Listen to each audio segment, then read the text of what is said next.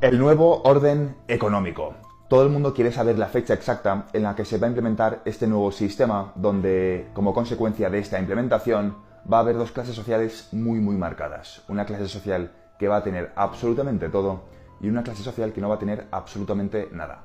Porque en la siguiente crisis van a crujir literalmente a la clase media. No va a haber un punto intermedio. Lo que se pregunta a todo el mundo es ¿cuándo, qué fecha va a ocurrir esto? La realidad es que no hay una fecha fijada. Es un proceso continuo. Es un proceso que comenzó hace literalmente décadas, que va a continuar evolucionando poco a poco durante los próximos meses. Es un proceso que en sus inicios ha ido de una forma muy lenta, pero que en los próximos meses y años se va a ir acelerando de forma exponencial hasta que este cambio se implemente al 100%.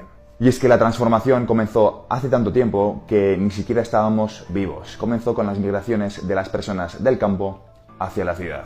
Cuando antes la gente vivía en el campo, tenían un nivel de autosuficiencia muchísimo más elevado que el que tenemos ahora los ciudadanos que vivimos en ciudades grandes. Debido a que el transporte era muy difícil, antes no existía la posibilidad de no ser autosuficiente. Tu casa tenía que ser una unidad productiva completa. Tenías una pequeña granja, tenías un pequeño huerto y tenías que hacer tú mismo todas las reparaciones porque no había ningún Leroy Merlin, no había ningún tipo de civilización cercana que te permitiese intercambiar de forma rápida tus necesidades y ofrecerte un servicio. El rasgo principal cuando vivían en el campo es que tenían el control de la cadena de suministros, desde sus inicios hasta el fin. Tenían la unidad productiva en su propia vivienda.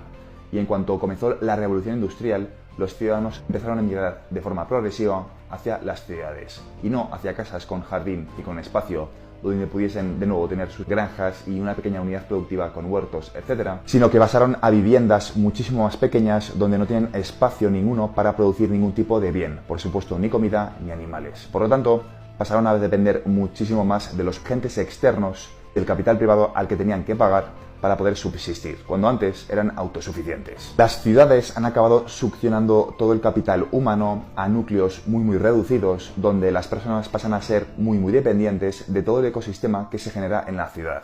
Los supermercados, la red eléctrica, la red de agua, etc. Y ahora, gracias a Web3, gracias a blockchain, volvemos otra vez a la tendencia contraria, que es a la descentralización de absolutamente todo. Si hasta ahora la tendencia era que todo el poder se concentraba en capitales muy pequeños, en empresas del modelo de negocio de Web 2, con Web 3 vamos a ver cómo el poder vuelve a los ciudadanos. Y habrá quien discuta si esto realmente es un proceso de descentralización o un proceso de concentración de poder, porque obviamente si escoges una cierta cadena de bloques para ciertas actividades, lo que ocurre es que se centraliza el poder todavía más. Y es que lo que hemos ido viendo es como todo el poder pasa